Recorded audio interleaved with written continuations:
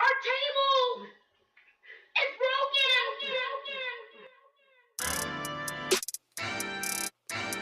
Yeah. Yeah. Don Brown. Bills Mafia. Yeah. You find us, we breaking the tables, we tailgating, breaking them tables. You know the mafia dangerous, you see us, we breaking the tables.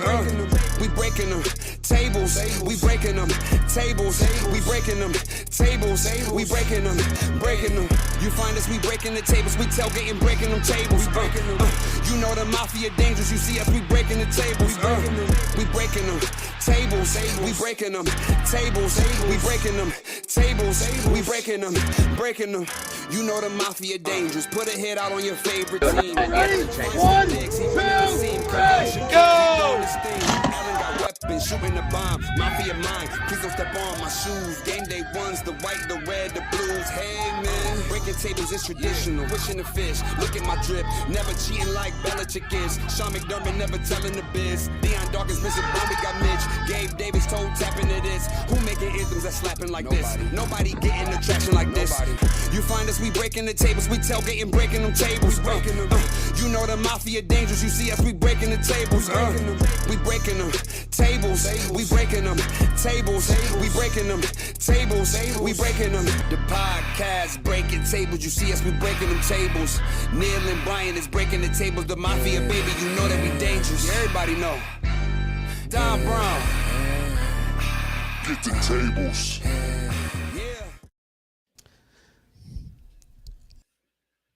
Ladies and gentlemen, we are back on Thursday. This is Epic B. This is Tampa Neil. Should be. There must be a delay over there. That way. You know the game. It's going to be a fun night. We've got a lot to talk about. So that means that we don't have a lot to talk about. So we'll make up shit. Tables. This episode is brought to you by Straight Out of Buffalo. And they opened a new brick and mortar shop out in Clearwater.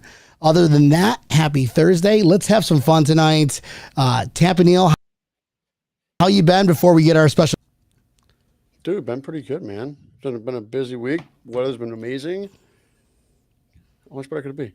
You, bud? I know we're in Florida. That's all we can do. So without further ado, let's go ahead and get our no need for introduction. Thanks, Tampa Neil. You stole the show there, brother. There's no need for introduction for our special guest of the evening. He is a 1992 first round draft pick, number 27 overall, and John Fina. Ladies and gentlemen, let's go ahead and welcome in.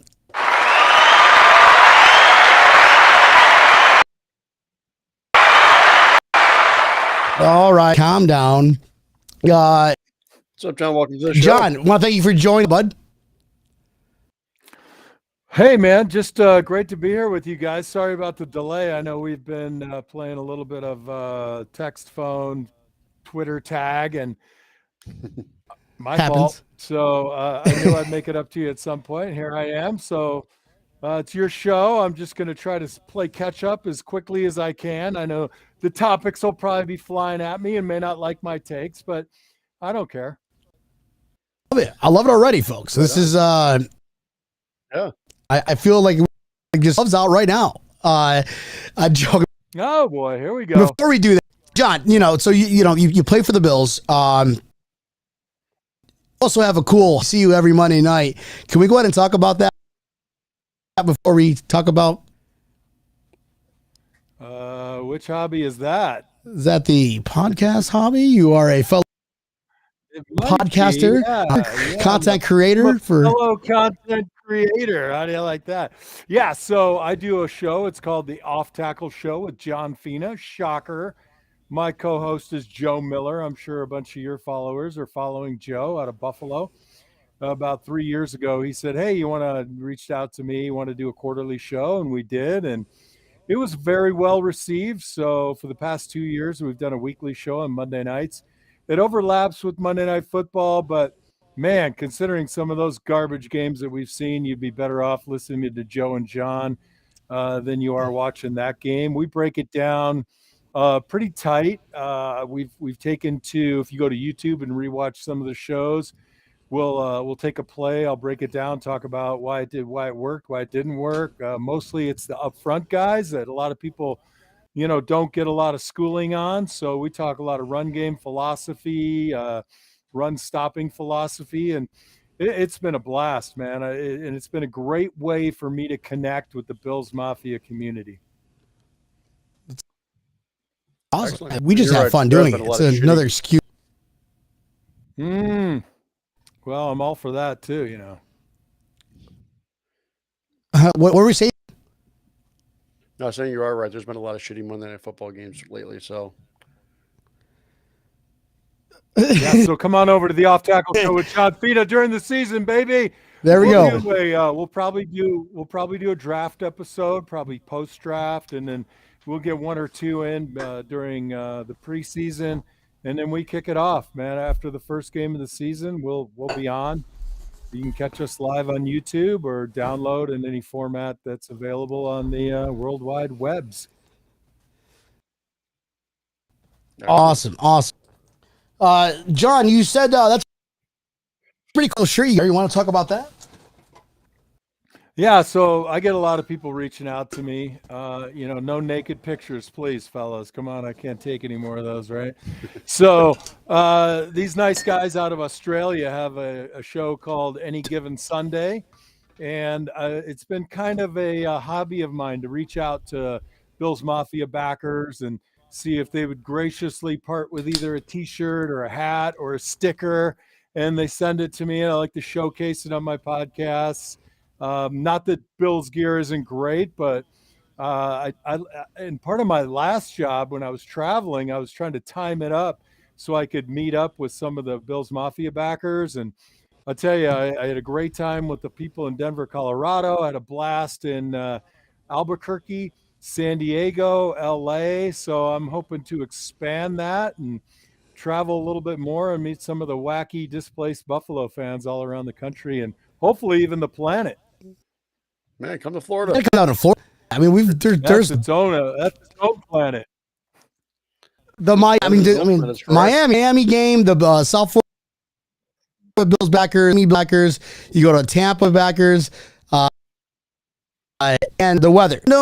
It's like Buffalo community all bundled up, wearing flip flop 24/7. Love it. And you can do this too.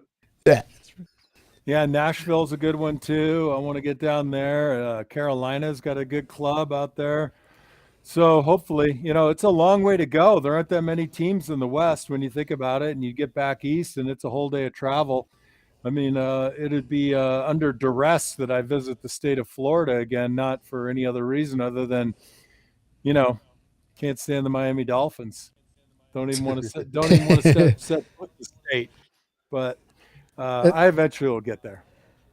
It's like that meme. We just go out to the ocean to talk crap to them because we miss football that much. There you go. I like it. No, but Nashville's everybody a lot of fun over there. The LA, I went to LA last year, and that was a lot of fun over there too. So those guys are a blast in both those spots. But yeah, definitely gonna come to Florida. There's a crazy amount of Bills backers bars in this area. There's like 8 or 9 of them within 10 miles of my house. It's crazy. Hey, you get your choice, man. We only have one here in Tucson. There's a couple up in Phoenix. I went and watched the game, the Miami game, playoff game with Jay Spence the King, Mark Maddox, Glenn Parker, and Jeff Wright. And they got a nice little club up there. Mark did a really cool fundraiser for AEDs. It was pretty wild. Good food, good people, and a great game. Great result. I used to go to the we had Mark on. Cool dude in Messe. Very much so, yeah. Yeah, I used to go to the Bills backers bar in Mesa. I used to live in Tempe. I was a Sun Devil, so we're fun rivals down there in Tucson. Yeah, that's for sure, man. I went to the U of A, and my daughter went to ASU, and she asked me if I was going to wear any of the ASU gear.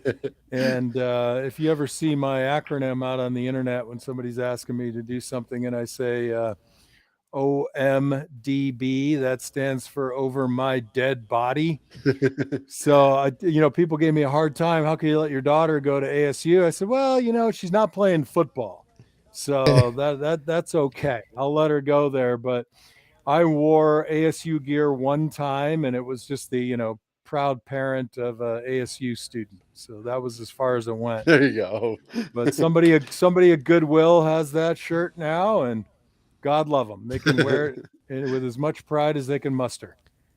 There you Yeah, go. we had Mark Maddox on not too last summer. He a great guy, and he was was that backers in Arizona, I believe. He was in Glendale. Glendale. Okay, he does that. He does that McCartney. huge like Bill's Mafia party.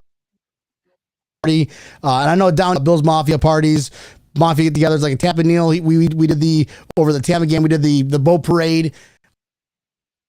I think we're having a bowling tournament at the end of the month. The Butch Roll Foundation. It's we're everywhere, man. We're everywhere. No matter if you played one day or just your Bills for life. And it looks like we're having some technical difficulties. Gave me the dirty look. Can you guys hear me okay? Hey, is that your wife is Lisa Kowal? No. No. Well, Lisa Kowal said the same thing. Did you pay your bill? You got your Wi-Fi? It's a little unsteady. No. Tampa Neal, can you log my log Tampa in? Neal's internet came over there. Tampa Neal, log in. Hey, Lisa, do you have any Log into family your email out in San Luis Obispo, Lisa? One of my son's roommates at UCLA is Brian Kowal. He's a running back. So maybe you got family out in California somewhere. Unusual name, probably short for Kowalski at some point. Brought the family over from Poland. Well, it's just you and me, Tampa. What's on your mind? Don't let him back in, man. He'll go into the waiting room. Let's ditch that guy. No, we got to log into a different thing, so he's going to come back on here in a second. Yeah, I think his internet was just a little fuzzy. here because I have like the 1 gig internet. Oh my God, this system sucks. We're going back to StreamYard.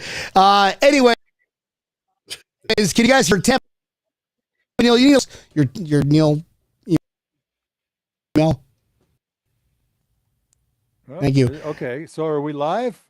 Are we still going? This is going to be my show. It's going to be the Breaking Tables. I remember my Fina show in a second. My first time doing a live podcast. Hear me okay? Hey, John, can you okay? Well, you break up a little bit for me, but it's probably better that way.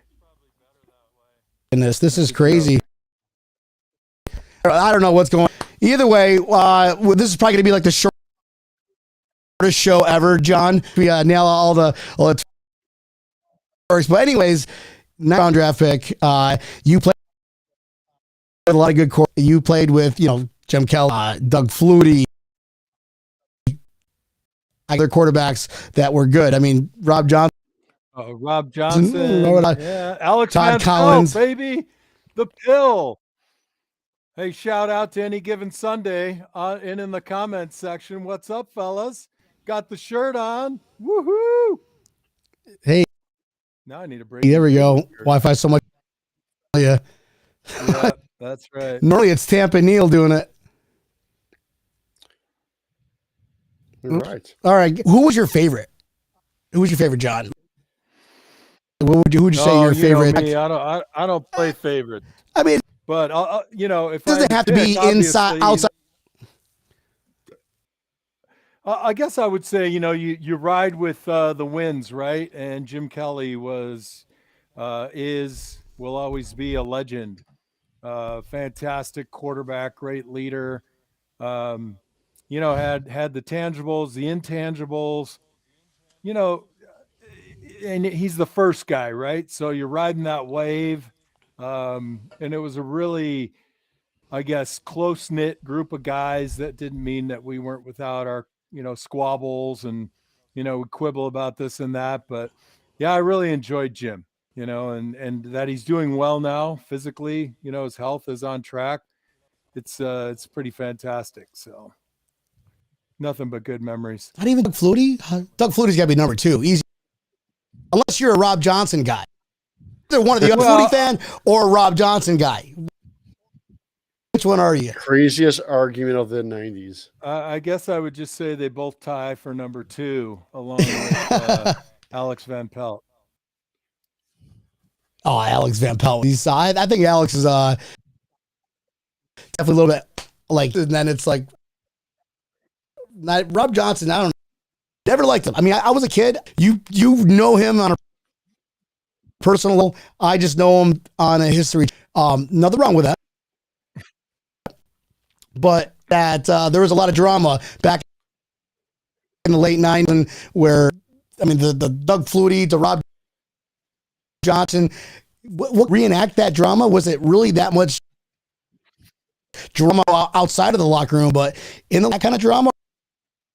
Or were you guys just all professional? No, like everyone says? No, it really wasn't that dramatic in the locker room. I mean, there were factions, but, there weren't knockdown dragouts. I just think that in all these cases, when it's running back or quarterback guy by committee, I've never really been a fan. I like just, put the spear in the ground and say, this is our guy. We're going with him. And guess what? If he doesn't play well and he doesn't play well long enough, you got to swap him out. It's the uncertainty, and, if you leave the opportunity for backbiting open, you're going to get it. So to me, I just wanted a guy out there who, was battling to win, who didn't make excuses. And that was the nice thing about playing with guys like Thurman and Jim. They would own their mistakes, and it was all pretty much up front. What you did on the field was all that mattered. And I think it just we'd have all been better served if they just said, Rob's the guy or Doug's the guy. That's it. We're going with that. And then there's always the talk of, well, this guy makes more money. How can you bench him? And I don't know who you're trying to justify the decision to. I mean, in my opinion, you just have to justify it against the number of wins and losses. And I guess it's a hard decision to make because you still see people struggling through it even to this day. But I just think you're better off just saying, we're riding this horse and that's it. It is funny that still this day, it's a little bit of an argument. Yeah, absolutely. Still to this day it is. But I admit that there's got to be some sort of, I don't know what's the word I'm looking for. Outside of the drama, okay? Buffalo Bills has a losing record. Let's call a spade a spade. We are seeing things similar to the 90s. If we had to compare the two side by side, next level, you played with the greats. You are a legend in your own right, John. What do you think is missing? Is it coaching? Your piece? There's got to be something. You're talking about struggles right now. Are you trying to? I mean, we got winning records now for 4 years straight. So absolutely, I'm not mad about it at all. 3 is a great record. No. Don't get me wrong. We've seen about 0-1. The carrot. No, I get it, and we all do. I think you just kind of what gets lost in the morass or lost in the equation is this trying to balance how excited you are for the team and how you view the talent and the tools that are available to you against the result. So it's a common problem that I think fans get into is you forget that just winning even a game against the least talented or worst recorded of teams is still a battle. So man, it's hard to put it into words. I'm trying my best here. Like, what do I think is missing?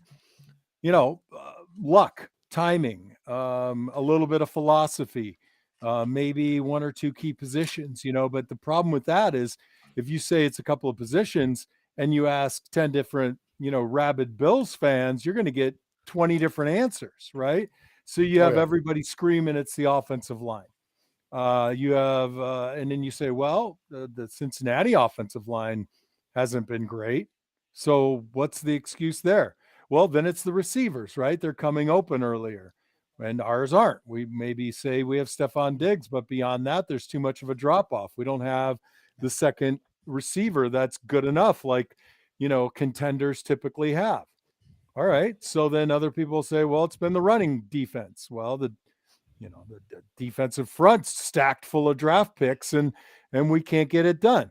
So we're not getting enough pressure on the quarterback. Von Miller goes out, and then our production of pressure drops. So, you can pretty much make the narrative fit for any argument to improve any position group. Did that make any sense? Absolutely. And if it didn't, I don't care. No, I'll say 100% this, philosophy wise, I think that Dorsey and whoever the run game coordinator is, they don't have a concise philosophy at this point. You can't run every play. You can't just install a play. I'm fortunate over this past month or so to reconnect with my mentor and coach, Pat Hill, who coached Fresno. He coached Atlanta. He coached the Browns and the Ravens offensive lines. He's a magnificent coach. And it's, this idea of flavor the moment, right? Well, this play worked against the Ravens. We should install it as a run play. Well, shit, we don't run that. You can't just draw it up on paper and have guys do it. So if you got to say these are our core plays that we are going to run, and we're going to run it against everybody. And you got to believe that. And once you start saying, adding this and changing that, are we a screen team? Are we a swing team? Are we a draw team? It's just too much, too much timing, too much to remember, causes assignment errors. Philosophy wise with the run game, I think we bring too many of the little guys tight to the line of scrimmage, and we expect them to do the type of blocking that the big guys do. I've pointed that out all through my podcast, how we'll bring, whether it's Diggs or McKenzie or Gabe Davis in from a slot or an outside receiver position, and the defensive front changes, so the count changes, and then you end up with a guy blocking the wrong guy and somebody's free. I just think it's just too much. I think you got to keep it simple, and you got to impose your will. I wouldn't say that our offensive line was worse than Cincinnati's. So, you got 10 fingers, man. You can point in a lot of different directions. What's more important, offense or defense? That's not to say that we don't need to draft anybody. Oh, well, in this day and age, I think we used to say defense wins championships. However, the rules benefit the offense, and offensive production over the past 3 to 5 years has just gone absolutely wacko, which is great for the fans. So you definitely need to stack your offense. And when you look at historically, and how do you do that with getting talent, well, I don't know. What's your opinion? Look, I could say for the free beer. I think. Oh, well, okay, fair enough. All right, you're here for the free beer. I didn't get mine. I'm drinking water, for God's sakes. I mean, I didn't get my care package in time for the show. God damn it. Oh. All right, so breaking it down, I mean, across the front, I think that Roger Saffold was disappointing this year. So the left guard position struggled. Whether it's injury or just a young player, I think Spencer Brown did not play up to his potential. A lot of people, it's almost like a cut and run mentality that, Spencer's not the guy, replace him. I think that's wrong. I think that he's got the ability. I think he's got the attitude. I think he just needs a little bit more coaching and maybe get a little bit healthier. But beyond that, I think the positions across the offensive line are pretty strong. And then, of course, they've added a couple guys in the interior. Mitch Morse concerns me a little bit with the concussions, but if we have a capable backup, then maybe it's not a problem. We definitely need Gabe Davis to really, really get better and get better fast. I'm hoping that his ankle injury last year was his major issue. I'm really hoping that. And if you want to talk about why we didn't get there, I mean, look at the injuries that we survived this year. I mean, they were crazy. A lot, yeah. I mean, and I tell people all the time, you're in August or September and you come out and you win a game and everybody thinks you're going to win the Super Bowl. And I'm always sitting there saying, let's wait till we get to week 9, wait till we get to week 13 and see what the inevitability of injury does to a team. And unfortunately, we really got behind the 8 ball with injuries, especially in the secondary, and it hurt us. I think Jordan Phillips' injuries hurt us in the stretch. Von Miller's injury, I think, was just absolutely decimating to the pass rush attack.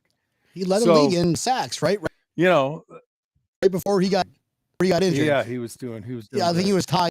Yeah, and the thing about it, you look at the sack numbers and the pressure numbers, and they don't look bad. But I think when you look at them in context of where the Bills were in the games when those pressures and sacks came, I don't want to say they were throwaways, but we need guys to make magical plays when the game is still undecided, when it's up for grabs. And when those instances, when we needed something, we really didn't get it. We need Rousseau to play. I don't know if Epenesa's the guy. I'm a little flabbergasted about the productivity of the front four once Von Miller goes down, and that's a huge problem. I think Ed Oliver underdelivered a little bit this year. I was really hopeful when they brought in, Settle, Jones, and Jordan Phillips that he'd have a little bit more freedom and be a little bit more of a disruptor. And it wasn't as much as we needed. One thing that I always kind of was annoyed about with the defensive line is that I think Settle came in and played a very good year. I really wish they would just let Oliver, or would have let Oliver just play, not being swapped out every other play, because he was a first round pick. You didn't draft a first round pick to play 50% of the snaps. Get him in there, let him get into rhythm and go. So I agree with that in part. And I think that, as a player, I hated when they rolled the defense. I didn't want to see a different guy. I didn't want to see 3 different guys in a game, because you get to know a guy as the game progresses. So philosophically, I like the idea. However, maybe personnel wise, it didn't translate to this particular group.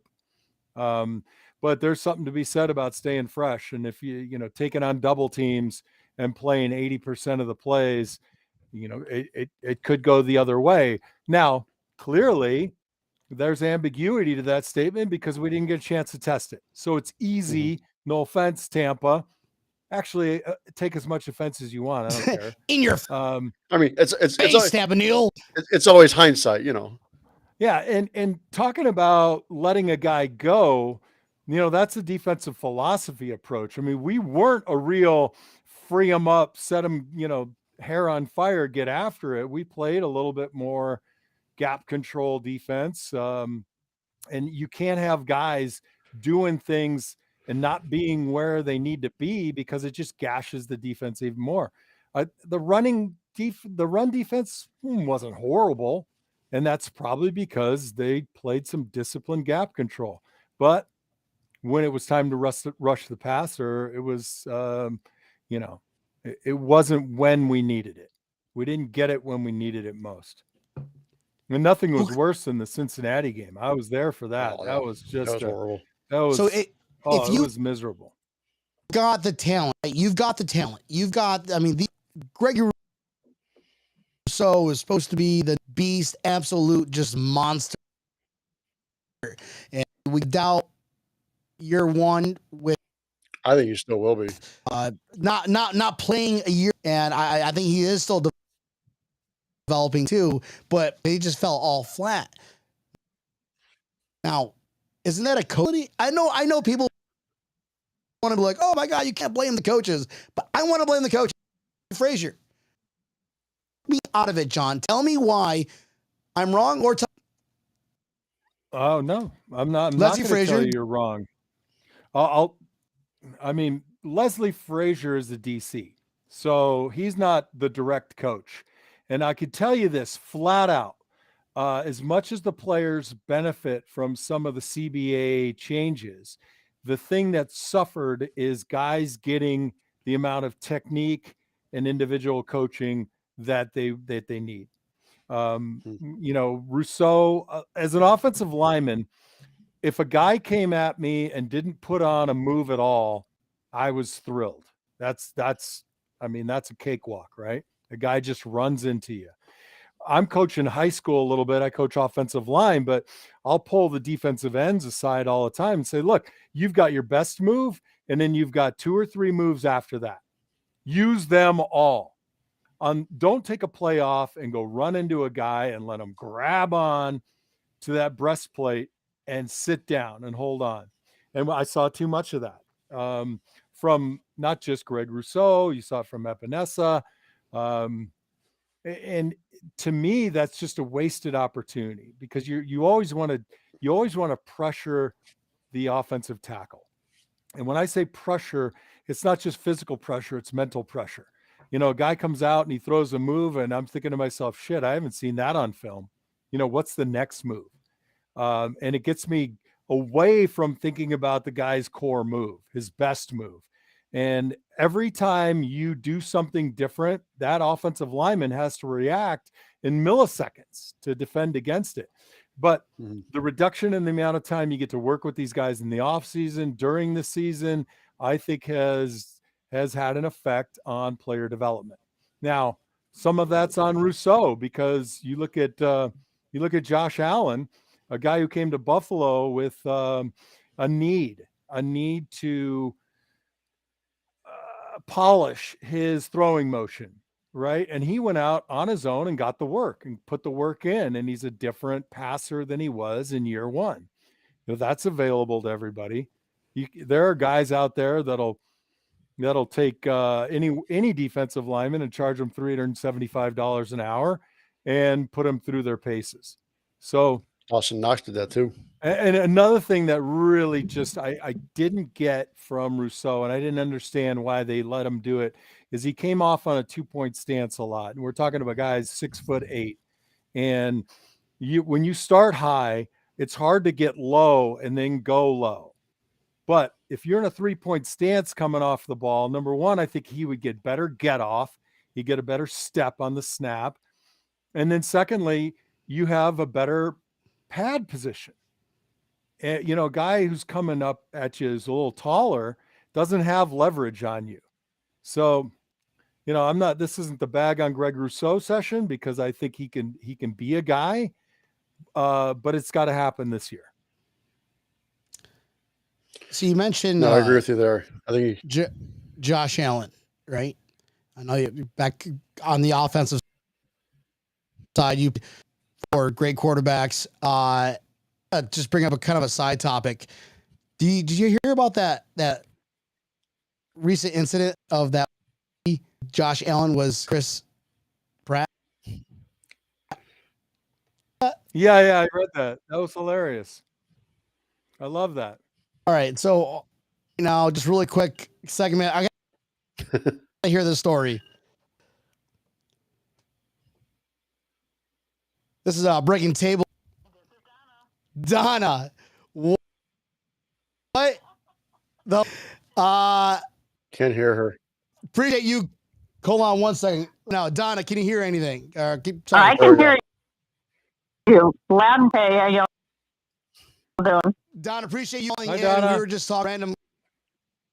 Hey, I do have Tampa Neal's internet. Donna, there's this round where you thought this actor who is now famous actor because you thought he looked like Josh Allen or vice versa. vice versa. Can you give us that cry? Talked about it like 50 times. No, we were all standing around and we were commiserating about it. And ever called me shy, and I just struck up this conversation. I said, "Where's Pratt?" He says, "Really?" He says, "Some people say that." And I said, "Yeah, you really, that's a great idea, because I'm always pranking my daughters." And I said, I was in a desk. So he took a movie with me, and I sent it to my daughter, and I said, just met Chris, knowing Chris Pratt, because why would he be? Chances were that there was a guy. But so my daughter texted back that. Well, in the meantime, another guy kind of murmured to me. He said, "That's the Buffalo Bills quarterback." I said, "Really?" So I texted my husband with the picture, and I said, and my husband said, "Josh Allen," and I said, "Hmm." So then, in the meantime, did some research. We're from Central New York. My husband's a big Bills fan. I like football as long as his team is winning. So I'm a Bills fan right now. So, as long as they win and he's in a good mood, I'm a fan all the way. So she texted me. She said, "Oh my God, Mom, because it's him." And she said, "He's in Augusta this weekend." And I said, "Oh my God." So the rest of the story, I went up to him and I said, "You've been busted." My daughter did her research and he's Josh Allen, and he gave me a nice fist bump, and I said, "Well, we're accused," and he says, "Go Orange," which I thought was really nice. What they say where I'm from, I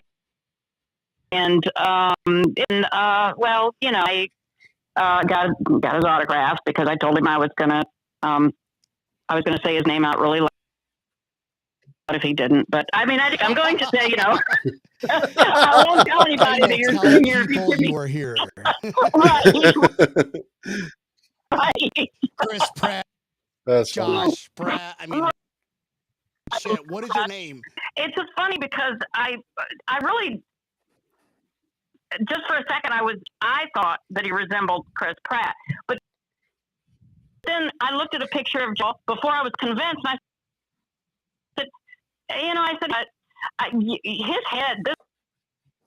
In this picture, he's got a much bigger head. This is not your head, and not even think I was probably inside. But he said, yeah, you're right, because he did in this picture. He just looked like he had this square head, and in real life, he was perfectly fine. That was the story. And then right before we left, I asked him because I felt bad for my husband because Dino Faber, is that his name? I'd be embarrassed. I'd be so. Well, I'd like. yeah. I'm not even gonna go. No. Don't. So I said to Josh, I said, a quick favor, because my husband would just really love this. I said, I'm gonna call him. Could you talk to him? And he said, sure. I called my husband and I said, Josh Allen wants to talk to you, and put that little spin on it. And I had you're lying. Right, exactly. So I handed the phone to Josh, and I said, his name is Bob. Hey, Bob, like he'd know, so sweet. And then, my husband was telling him how much we enjoy watching him play, and that sort of. Thank you very much, and God bless. And he handed me back the phone, and wow, that was so cool. So, and then my husband said, I can't believe you did that. And I was like, well, yeah. So, but he was happy that I did because it gave him a good story to tell at work. But that is probably like the most an actor, famous. I appreciate you to call in and sure, my pleasure. Talk about your epic. You are a viral sensation. Yes. We got a former Bills player on Fina, who's over here laughing about that story. So thank you. My husband's very impressed that I'm on this podcast with him. So I'm the hubby. But yeah, perfect. That's what we're trying to help you do. Now you're going to do more research on current Buffalo Bills going forward. I actually am. I'm kind of embarrassed. There's a lot of stuff from my family that lives in Buffalo. Do you know where Medina is? And he said, not a Buffalo Bill then. Not realizing Medina is where my aunt's from in my grandparents are from in New York. So, all right. Well, listen, thanks for out and go Bills. Go Bills. Go Bills. Thank you. Thanks. You know, Donna reminds me of sometimes when I meet people and they say, "Oh, you're not John Fina." No, you can't be. And they try to talk me out of it, right? So, well, look, you don't look like this. Well, I don't know what to tell you. I mean, Google.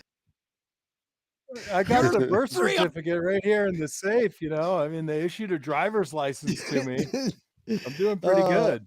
That is awesome. I mean, that is so funny. It's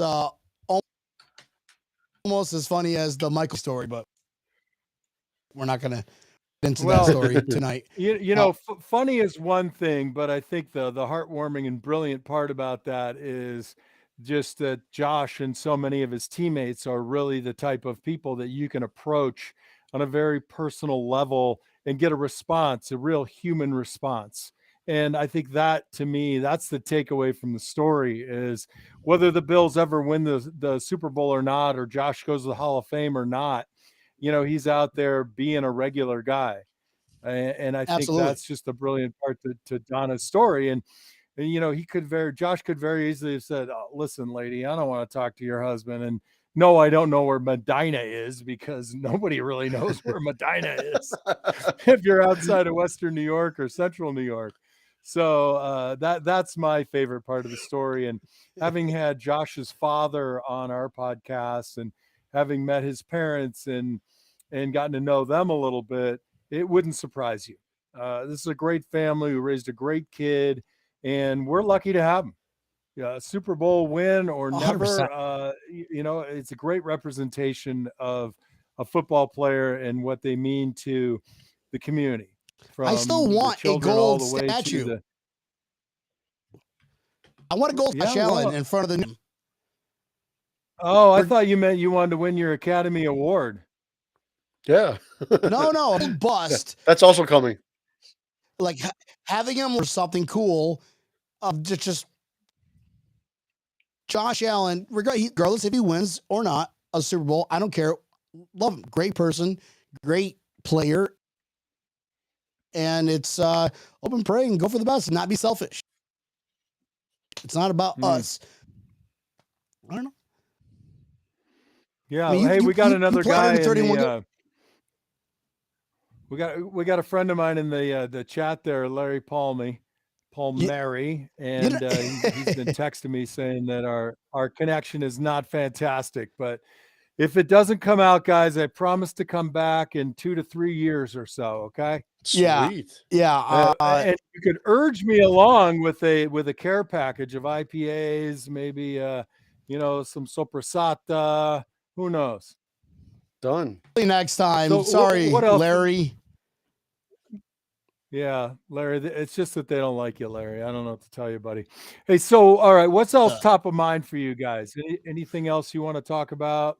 Yeah, John. Who was that guy when you were playing? Who was that guy? You were like, I can't wait to face this guy and fuck him up. He always comes at me. He was whatever. I would know that I'm just going to destroy this guy in the game. Man, that's a short list.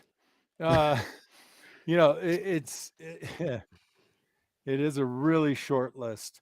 There were guys that I matched up with better, but that's not to say that, you know, that they weren't always a handful. But, you know, you would get up for a game against Derek Thomas, right, from the Kansas City Chiefs, and he and I matched up skill set wise. So I didn't, you know, I didn't fear him. I knew there was danger, but there was no fear.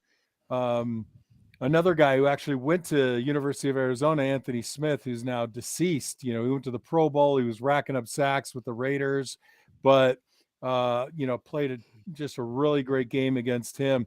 I like Willie McGinnis from New England, but I, you know, he was another one that, you know, I kind of felt like I had sorted out a little bit. Now Willie would give me fits every now and again, but I didn't.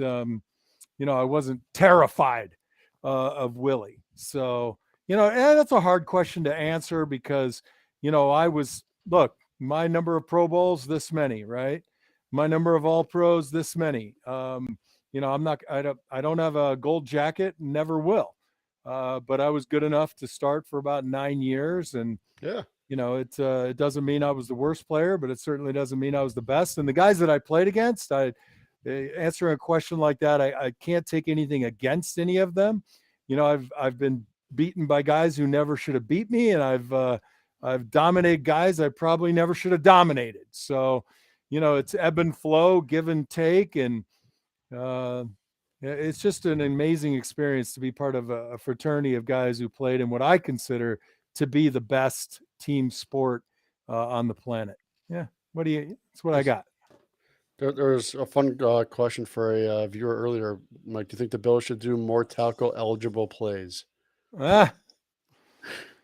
Well, it's not really it's not a tackle eligible because the guy actually lines up in the tight end position. So when I caught my touchdown, when Mitch Farrat caught all of his, we line up at tight end. So it's more of a heavy package, and I think you still see that reflected today, except occasionally you'll see it as a tackle. The receivers on that side of the line, though, have to be off the ball. And, the officials have to designate a player with the jersey and the position as an eligible receiver.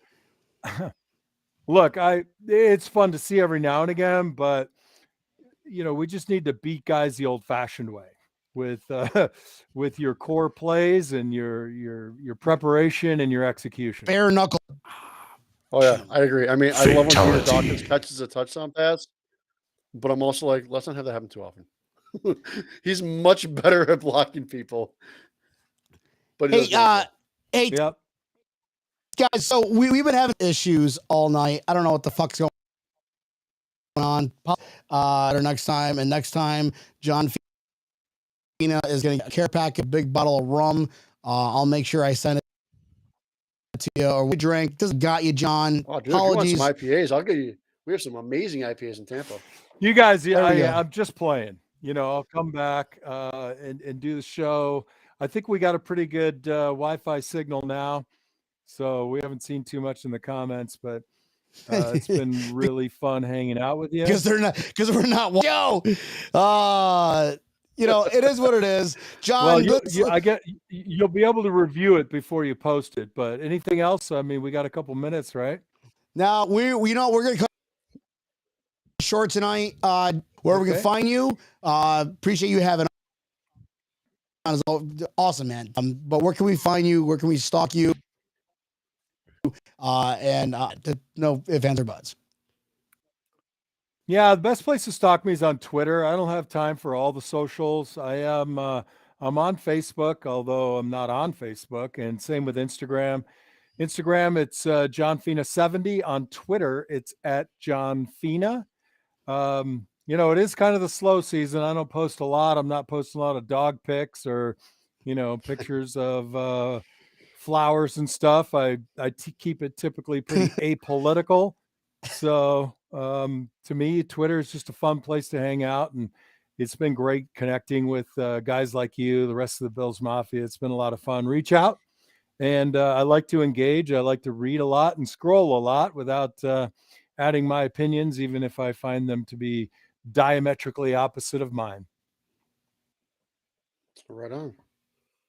Absolutely epic. Appreciate it very much. Don't go anywhere. Neil, how about you bring us home, bud? All right. Well, you can always find us right here on the newly formed Breaking Tables Network. Make sure you catch us on the YouTube, Facebook Live, as well as Twitter Live. You can catch us after the show is over. If you missed the live version, make sure you pull it up wherever you listen to your favorite podcast, whether it is Spotify, iHeartRadio, Apple Pod, Samsung Pod, Google Pod. Pull it up, like us, share us, tell your aunts, uncles, neighbors. Don't tell your attorneys. I've never seen where people said that Tampa Neil's internet is better than that. Guys, I love everyone. We love all y'all. John, thank you so much. We will be back on next Thursday. Go Bill Fun next Thursday. Thanks for coming on, John. That's I it. That's a appreciate show. you. Take care. Thanks, fellas. John. Go Bills. Go Cheers. Bills. So that's you don't got to go home, but you got to say it.